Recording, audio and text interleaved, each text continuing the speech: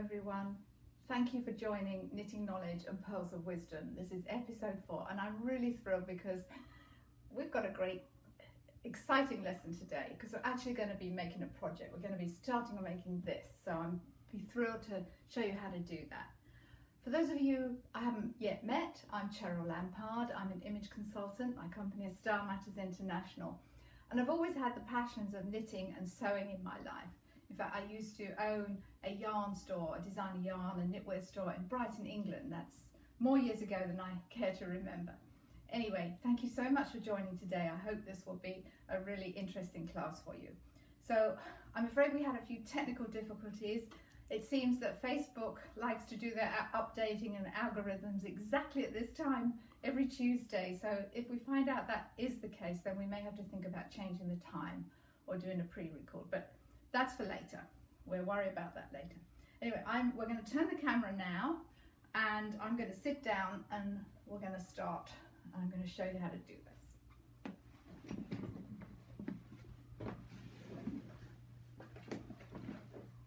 Okay, sorry. So this little cowl, I'm really excited about this. It's very easy to knit and it's using stitches that you already know how to do, which is why I chose this particular pattern. In my post yesterday, I put a link to where you can get a free download of the pattern. The designer Roxanne Wood very kindly is offering this as a free download via Ravelry.com. And if you don't know Ravelry, it's a wonderful source for knitters. So the whole premise of this little neck wrap is it's knit one, purl one, but it's done in a slightly different way. And we are going to learn a couple of new techniques anyway today, because we're going to learn how to do these buttonholes.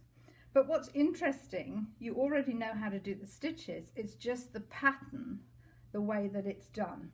Now, I'm going to just bring in the pattern for a moment. You probably won't be able to see this, but don't worry, I'll take you through it, and then if there's any questions, I can help you with that during the week.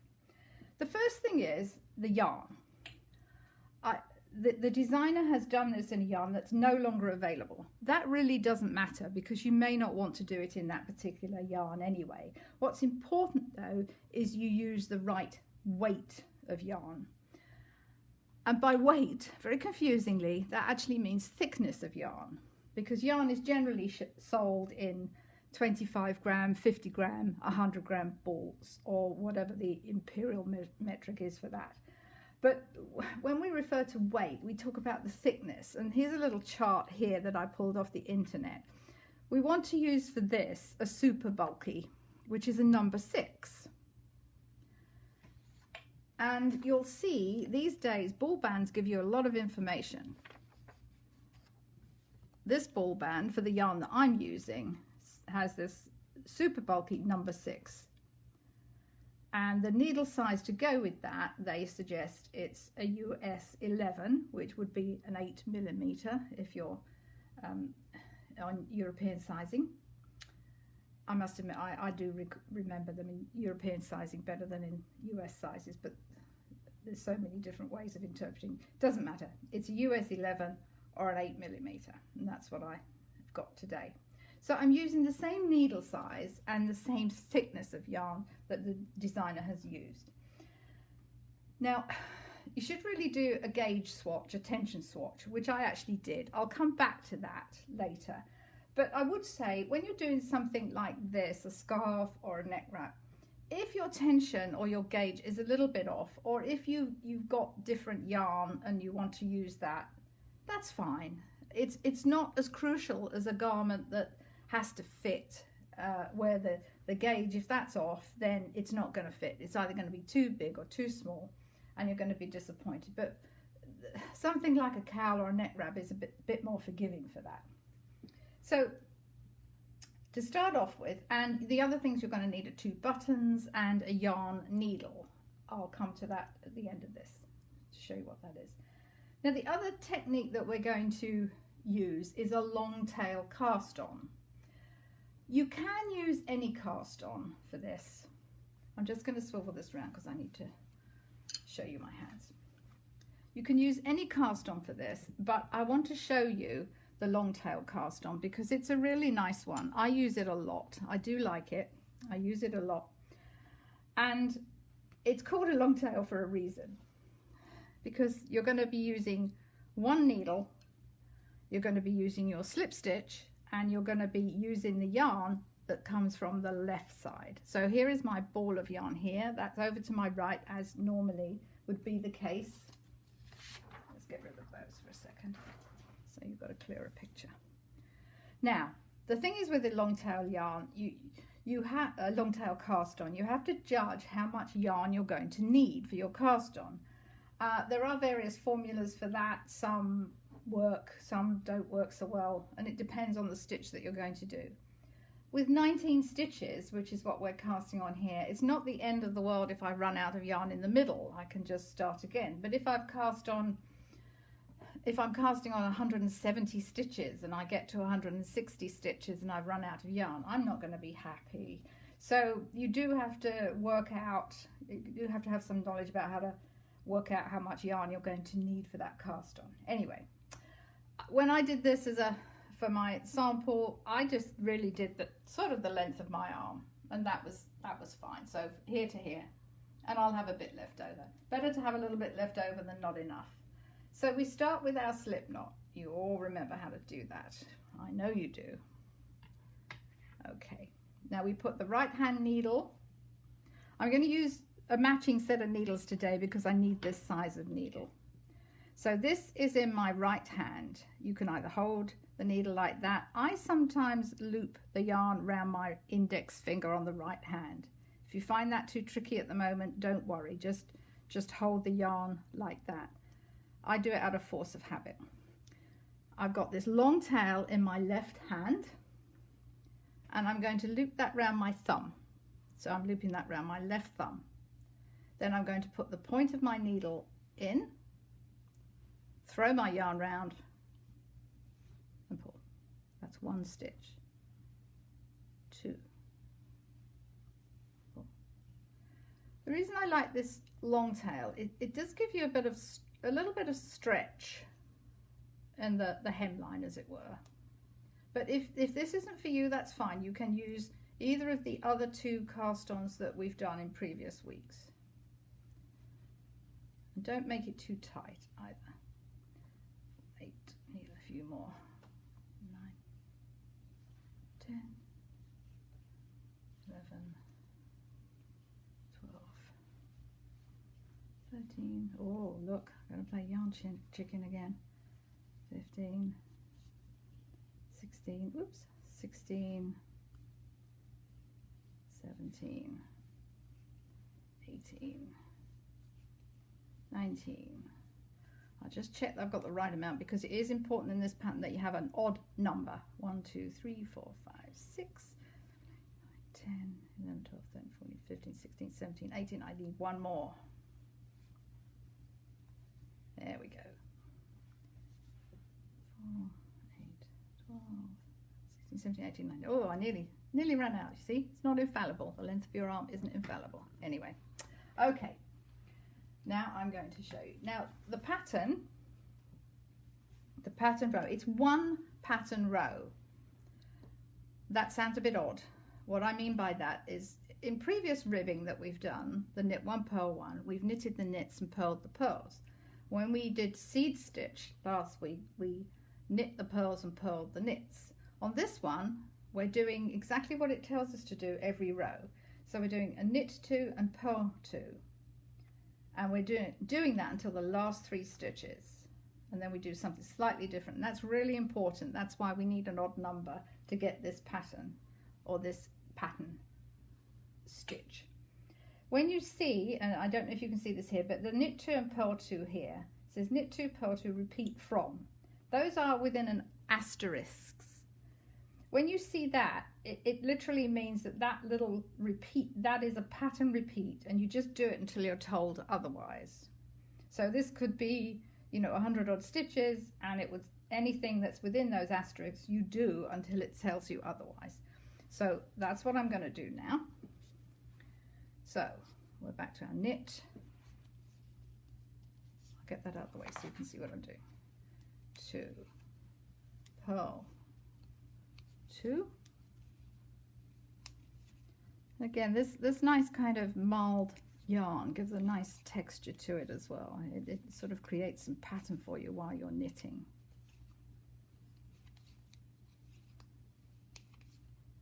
And don't forget the download, or the link to the download for the pattern is on my post yesterday. If you can't find it, let me know and I'll repost it. And when you do get to Roxanne Wood's site on Ravelry, you need to just scroll down about 3/4 of the way, and there will be an underlined section that says click here for the download. Right, I'm to my last 3 stitches. Now I do a knit 2 and a purl 1. Knit 2, purl 1. Okay. Now it tells me to work 4 rows of pattern. And I'm going to do exactly the same. And this is going to seem a little bit strange to you because we are knitting some of the knits and purling some of the purls, and then knitting some of the purls and purling some of the knits. So it seems a bit strange, but stay with it. I promise you it will work. So knit 2, purl 2. You'll see this pattern start to form, but it's really once you get past the buttonholes row that you really see this start to form. Now I mentioned earlier on about knitting gauge. Some patterns call it tension, some call it a gauge. And this pattern says 3.5 stitches to 1 inch. Often they quote you a number of stitches to 4 inches. This one says 3.5 stitches to 1 inch. But when you measure it, you want to do it on a larger amount. Right, I'm at my 3 stitches again, and I have to knit 2 and purl 1.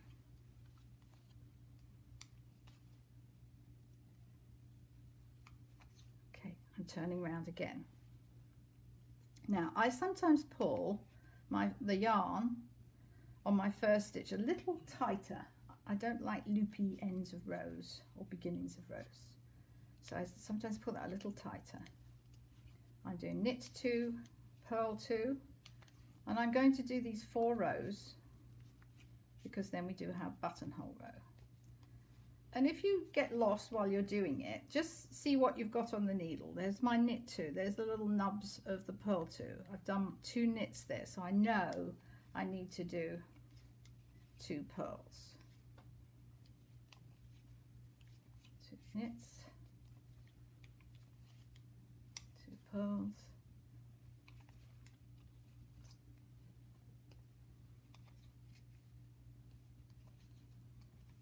Again, I do 1 more row after I've done this, and then we do the buttonhole row. Right, so I'm at my last 3 stitches. Again, that's knit 2, purl 1.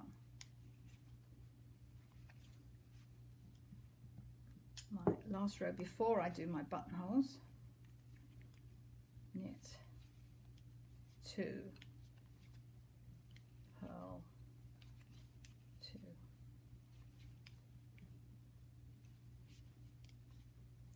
knit 2,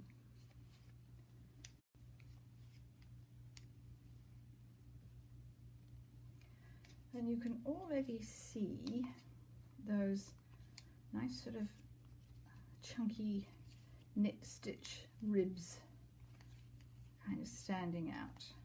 See here? A nice, gives it a really nice. So I'm at my last 3 stitches. Now it's knit 2, purl 1.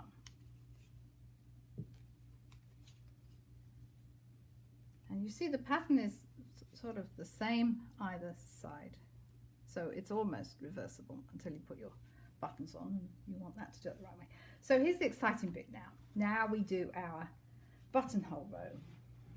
This row you only work once, and we do knit 2, knit 2. Then the next instruction is YO. and that stands for yarn over. On some patterns you see yarn round needle. It's the same meaning. So because after I've done my yarn over the needle, I'm on a purl stitch, I've got to bring my yarn round to the front. But I don't want to just do a purl stitch. I'm trying to create a hole. So I'm actually wrapping my yarn right round the needle before I do my purl stitch. I'm going to show you that again. I've done my knit 2 stitches. The next instruction is yarn over. So I need to bring that through, and then I bring it right round, and then I do my purl. But this is a purl 2 together stitch now, because I've created a stitch.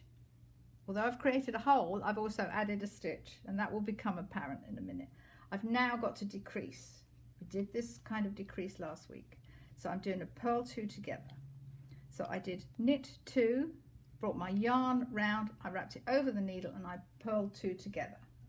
Now I'm going to carry on with my pattern, knit 2, purl 2 until the last 7 stitches.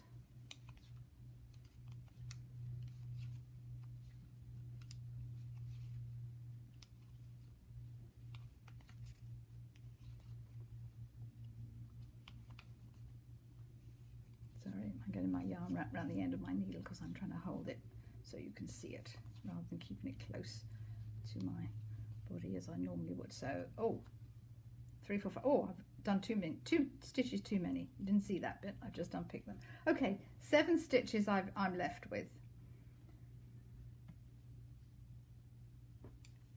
Now I need to knit 2, purl 1. Now I'm purling 2 together. I'm not doing the yarn over yet. I'm purling 2 together. Purling 2 together. Now I do my yarn over. Now because my next stitch is going to be a knit 1, that's what the instruction says. If I just move my yarn around the back, I'm just going to get an ordinary stitch. I'm going to get no hole. So I literally over the needle. I'm sort of wrapping it over. I'm not wrapping it round. I'm just wrapping it over. Yarn over needle. So now I'm doing a knit 1 and a purl 1. Okay, that's our buttonhole row. I'm going to do another row so that you can see what that looks like on your row on the back. So now we're going back to the knit 2, purl 2. That's all we're doing. You don't do that buttonhole row again. Knit 2, and you are going to purl into that yarn over. This, you're making your hole, but you're also creating another stitch. And the reason you need to do that, sometimes you're in lacy patterns, you'll often do a yarn over or a yarn round needle, and that is to create a hole, but it's also to increase stitches too. The reason we then decreased our stitch is because this is a straight thing. We don't want this going all over the place. We're not trying to shape it. We're just trying to create that hole there. So it's often linked with a purl 2 or a knit 2 together, or it may be used to actually increase stitches. So back to my knit 2, purl 2, knit 2, purl 2, knit 2, purl 2, then knit 2, purl 1, knit 2. I'm knitting my yarn over stitch and I'm purling. I'll do one more row because then I want to show you something when I cast off. Remember, knit 2. You can see that pattern already forming, and you've got your buttonholes there. It's a really easy way to make a buttonhole. I possibly wouldn't do that type of buttonhole on everything. There are slightly more advanced buttonholes that give a more sort of sophisticated finish, but this is a really nice chunky yarn. It's meant to be a bit rugged. I really quite like it for that, so I wouldn't change this buttonhole. I would do exactly as the pattern says. Okay.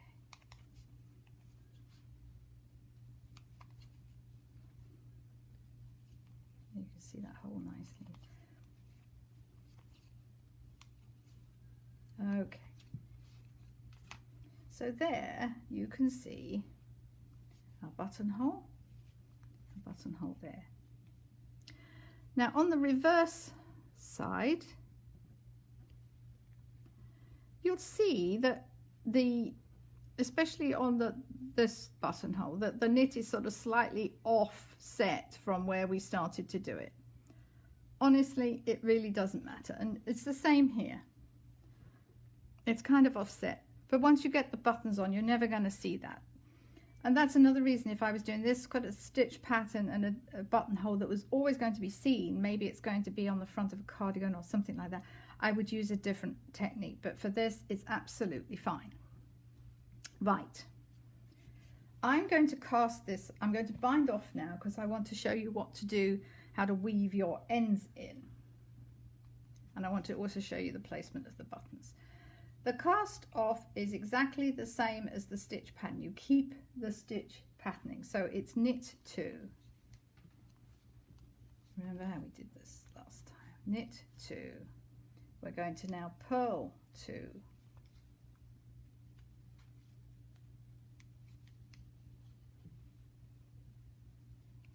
Unless the pattern says otherwise, you always cast off, bind off in the way that you've been knitting to keep the pattern, unless it says otherwise.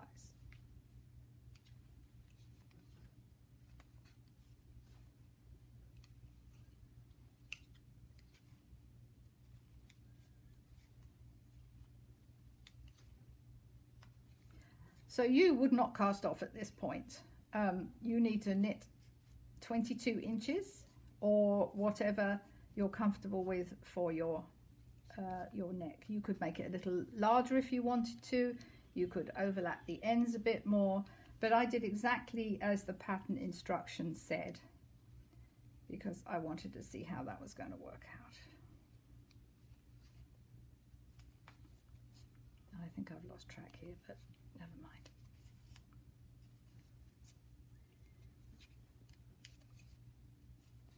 I want to show you how to weave in your ends.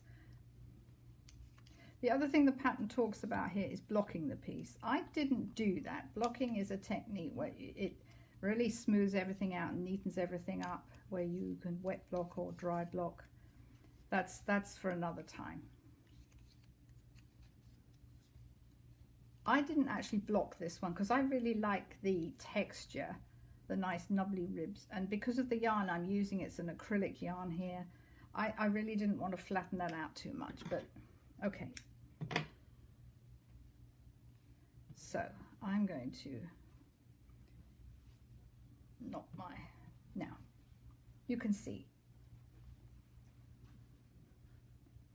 what I didn't want to do. If I block this, it could flatten it, and I like this nice springy texture. So when a pattern tells you to weave in your ends, this is where you have your yarn needle, and that's not a knitting needle, it's a sewing needle, but it's got a very big eye. We used to call them bodkins. I don't know if they're still called bodkins. It's a fairly blunt end, and it's got a large eye. Now, here's the thing. Can I thread this in front of the camera? Oh, yes, I did. Now, typically, in a garment, if you're sewing up the sides, you would weave in the ends as you sew the seam. We don't have a seam here, so we want these ends to go in where they won't be seen. And something like this, I would just kind of go along the edge like this, which is exactly what I've done here.